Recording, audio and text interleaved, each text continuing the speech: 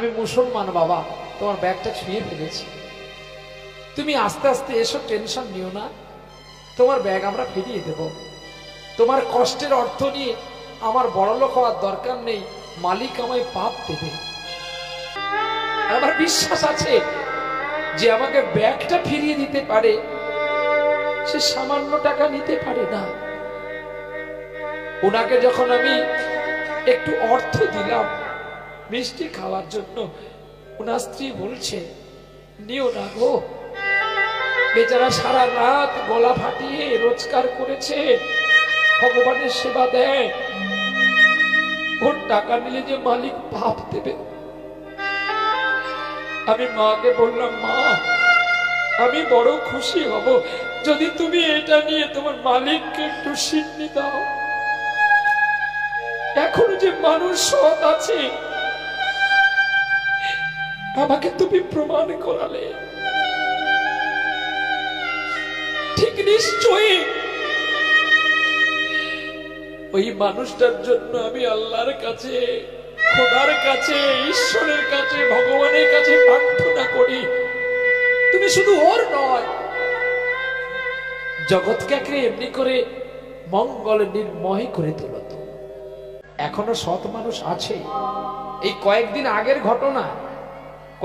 আগের ঘটনায় দুর্গা নবমীর দিনের ঘটনা আমি গান করেছি আপনার উস্তি থেকে আরো কতটা দূরে ভেতরে, একটা মুসলিম পাড়ার ভেতরে, ওখানে আমি গান করে একটানা ভাবে ষষ্ঠী থেকে গান চলছে, গান করে আমি ফিরছি নবদ্বীপে।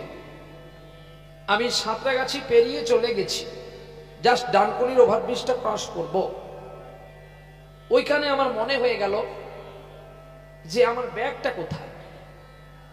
যখন আমি আমার যিনি ম্যানেজার, যিনি গাড়ি চালায়, তাকে বললাম, বাবু গাড়ি আমার ব্যাগ কই রেখেছিস, দে তো, আমার খুব খিদে লেগেছে, ব্যাগে একটু বিস্কিট আছে, একটু খাবো।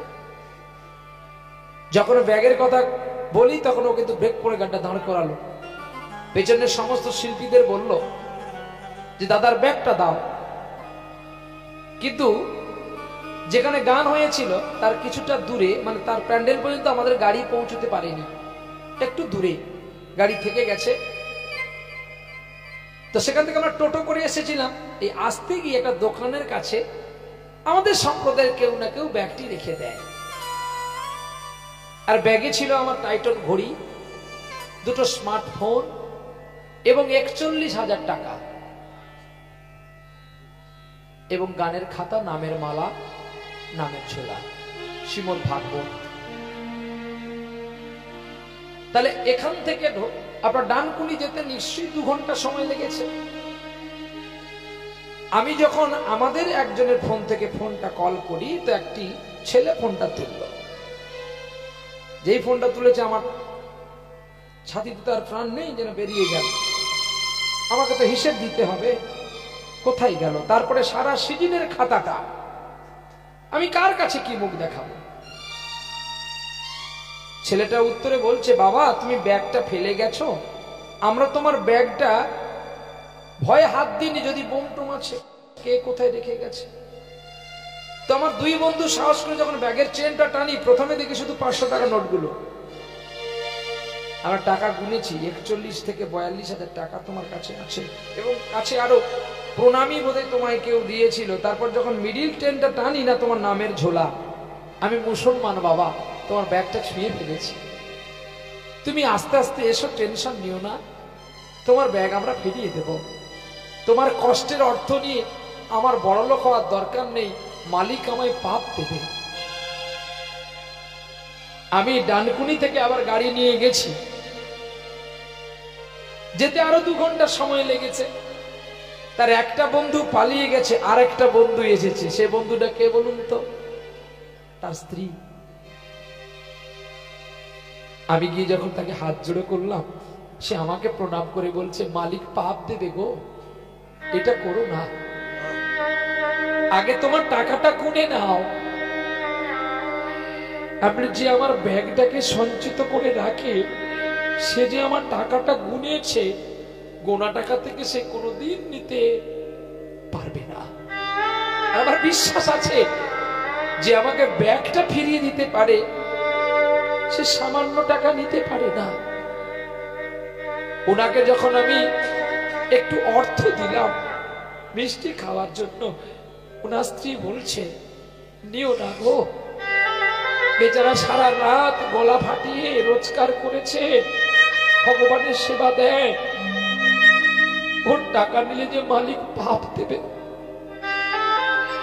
আমি মাকে বললাম, মা আমি বড় খুশি হব যদি তুমি এটা নিয়ে তোমার মালিককে একটু সিদ্ধি দাও।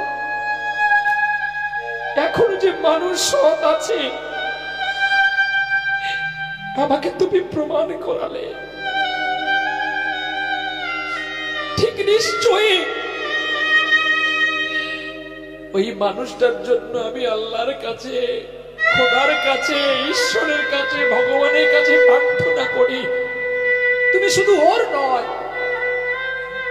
জগৎকে এমনি করে মঙ্গল নির্ময় করে তোলো।